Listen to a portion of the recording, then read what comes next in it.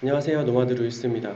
오늘은 쇼핑몰 창업을 하면서 가장 많이 포기를 하시는 분들에 대해서 여러 가지 사례들을 좀 보여드리려고 합니다. 제가 생각했었던 개인적인 내용들이니까 한번 보시고 혹시나 나한테도 해당이 되는 건지 한번 생각을 해보시면 좋을 것 같아요.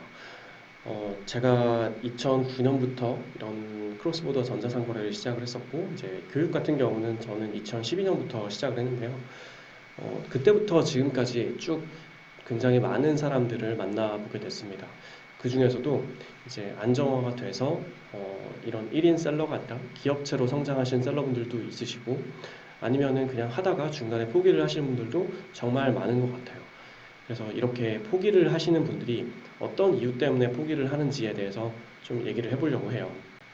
제가 여기다가 적어놓은 것처럼 글로벌 셀러 창업을 시작을 하고 가장 빨리 접는 이유라고 적어놨죠. 일단은 제가 생각하기에 첫 번째는 내가 생각한 것보다는 매출이 안 나와서 포기를 하시는 분들이 제일 많은 것 같습니다. 처음에는 굉장히 의욕적으로 이렇게 나는 글로벌 셀러를 시작을 할 거야, 또는 뭐 쇼핑몰 창업을 시작을 할 거야 라고 시작을 했는데, 막상 해보니까 내가 생각했던 것만큼 매출이 빨리 나오지가 않는다, 네, 이렇게 느끼시는 것 같아요. 사실상 이게 처음 시작하시는 분들 같은 경우는 이제 이게 시간이 거치면서 내가 갖고 있는 상품이라든지 내가 등록하는 상품에 대해서 이게 계속해서 누적이 돼야 되거든요. 그래야지 이 상품이 판매가 되기 시작을 하고, 판매가 되면은 내 계정이 점점 상위로 올라가게 되고, 이런 식으로 선순환 구조가 일어나야 되는데, 이렇게 유튜브 영상이라든지 이런 데서 보게 되는 이제 잘 파는 셀러분들 같은 경우는 항상 이제 좋은 모습, 그리고 많이 판매하는 모습, 이런 모습만 보여지게 되잖아요. 그러다 보니까 초보자 입장에서는 나도 지금 이제 시작을 하면은 저만큼 성장을 할 수 있겠구나라고 생각을 하시는 것 같아요. 하지만 그 부분은 절대로 잘못된 부분이고, 그렇게 판매를 하시는 분들 대부분은 이미 어느 정도 이제 백그라운드에서 어느 정도 판매 경험이라든지 자신만의 스킬이라든지 자신만의 판매 전략이라든지 이런 부분들이 대부분 갖춰놓고 시작을 했다라고 보시면 됩니다. 물론 안 그런 케이스들도 있어요. 상품이 운이 좋게 걸려서 잘 팔게 되는 케이스들도 있는데, 확률적으로 보게 되면은 그런 케이스보다는 아무래도 이제 차근차근히 성장을 하는 케이스들이 더 많다, 이렇게 보시면 될 것 같습니다. 자, 두 번째로는 생각보다 배워야 될 게 많이 있어서인 것 같아요.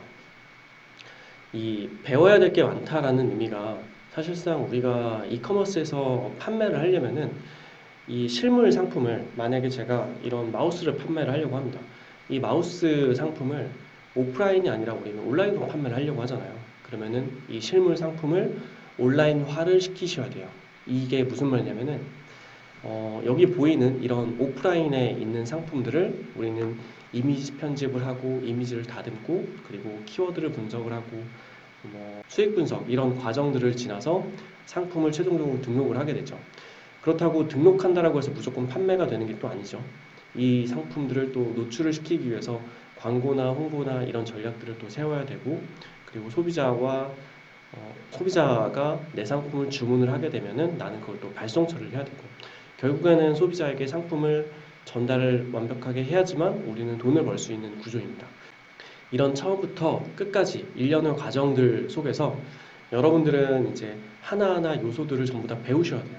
그 중에서 가장 기본적인 게 플랫폼이라는 특징을 배우셔야 되는 부분이고, 두 번째로는 이제 이미지를 편집할 수 있는 기술, 그리고 키워드를 분석할 수 있는 기술들, 그리고 기본적으로 엑셀 이런 것들도 할 줄 아셔야 되겠죠. 내가 한국에서 국내에서 판매를 하는 게 아니라 해외로 판매를 하다 보면은 아무래도 이런 언어적인 부분들도 좀 더 잘 할 줄 아시면은 훨씬 더 도움은 되실 거예요.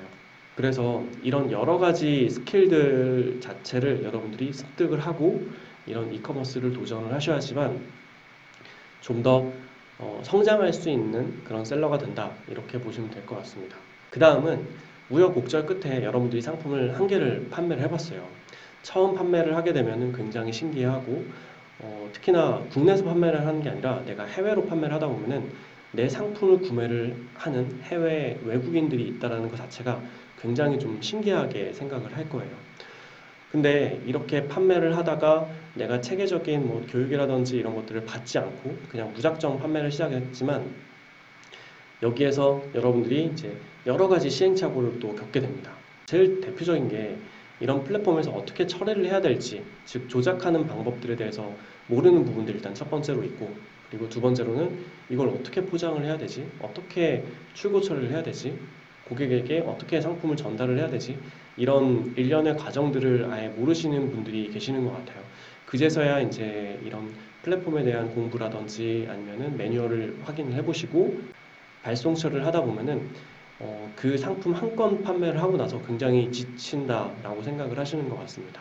그래서 한 개의 상품을 판매를 해봤는데 그 제품이 마진도 그렇게 많지도 않았었는데 한 개 판매를 해보고 너무 지쳐서 아 나는 이거랑 좀 안 맞겠다 이렇게 생각하시는 분도 많이 계시는 것 같습니다. 자, 그 다음 이유는 상품을 한 개를 판매를 했는데 내가 생각했었던 것보다 마진율이 좀 적다라고 느끼시는 것 같아요.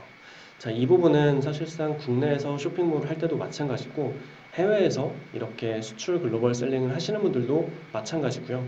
요새는 구매 대행을 하시는 분들 중에서도 이제 비슷하다라고 생각을 하시는 것 같아요. 그만큼 경쟁이 이제 심화되다 보니까 똑같은 오픈마켓 안에서 우리는 서로 경쟁을 하면서 셀링을 하잖아요.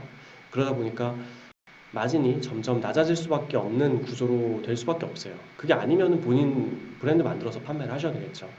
그러다 보니까 처음에 이제 부품 꿈을 안고 이렇게 크로스보더 이런 플랫폼에 입점을 했지만 쇼피나 큐텐이나 아마존 이런 데 입점을 했지만 막상 마켓플레이스에서 시장 분석을 해보다 보니까 내가 생각했던 것보다 마진율이 그렇게 좋지가 않다 이렇게 생각을 하시는 것 같아요. 하지만 마진이 좋은 카테고리들도 있고 마진이 좀 안 좋은 카테고리들도 굉장히 많이 있어요. 이 부분은 내가 처음에 어떻게 전략을 가져가냐에 따라서 좀 방향성이 틀려질 것 같습니다. 물론 처음에는 제가 제일 추천해드리는 거는 처음에는 플랫폼에 여러분들이 맞춰야 되는 게 맞다라고 저도 생각을 해요. 그래서 처음에는 판매 경험을 쌓는 걸 저는 추천을 해드립니다. 어쨌든 이렇게 내가 생각했었던 것보다 마진율이 적다라고 생각을 하셔서 중간에 포기를 하시는 분들이 많이 계시는 것 같아요. 자, 마지막으로 포기를 가장 많이 하는 이유 중에 하나가 나는 국내에서 경쟁이 치열해서 해외로 확장을 하겠다라고 생각을 해서 해외 시장으로 넘어왔더니만 해외 같은 경우에 오히려 국내보다도 더 경쟁이 치열하다 이렇게 또 느끼시는 것 같습니다. 물론 이 말이 반은 맞고 반은 틀린 것 같아요. 국내에서 경쟁이 치열한데 해외에서는 경쟁이 치열하지 않은 그런 카테고리나 그런 아이템들도 분명히 있고요. 그런 그 카테고리나 아이템들 같은 경우에서도 이제 여러 가지 국가 그리고 그 국가에 대한 특징들 이런 거에 따라서 차이가 굉장히 많이 있습니다. 그래서 이제 예전에 저한테 교육을 배우셨던 분들 중에서 어떤 분들 같은 경우는 그냥 남들이 모르는 카테고리에 이제 꾸준하게 판매를 하시면서 많은 양을 판매를 하시진 않지만 꾸준하게 안정되게 이렇게 안정된 마진을 보고 판매를 하시는 분들도 많이 계십니다. 국내 마켓도 경쟁이 치열하지만 해외 마켓도 경쟁이 치열한 건 마찬가지고요.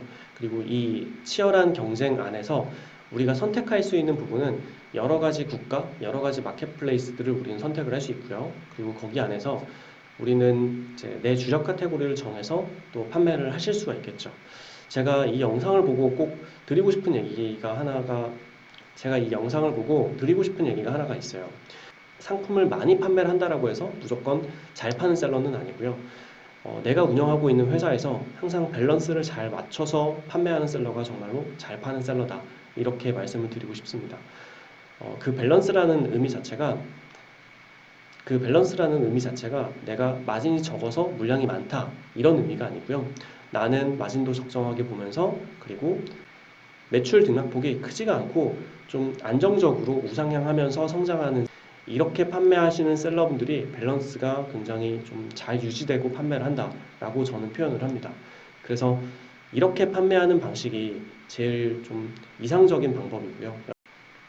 여러분들도 수출 글로벌 셀링을 하실 때 꼭 이렇게 성장을 하시기를 바랍니다. 오늘은 제가 이렇게 영상을 찍으면서 글로벌 셀링을 시작을 하고 가장 빨리 접는 이유에 대해서 설명을 해드렸고요. 분명히 내가 생각했었던 것보다는 시장이 경쟁이 치열하고 마진도 적고 어렵다라고 느끼실 수 있을 것 같아요. 하지만 그 부분을 이겨내시는 분들은 이제 자기만의 비즈니스 모델을 만들어서 점차 더 성장을 하실 거고요. 여기에서 포기를 하시는 분들은 그냥 이대로 그냥 끝이다 라고 보시면 됩니다. 항상 하는 얘기가 있죠. 아무것도 하지 않으면 아무 일도 일어나지 않는다고요. 이 영상을 보시고 여러분들도 포기를 하지 마시고 한 단계 더 성장하는 이제 글로벌 셀러가 되시길 바랍니다. 오늘 영상은 이걸로 마무리를 하도록 할게요. 수고하셨습니다.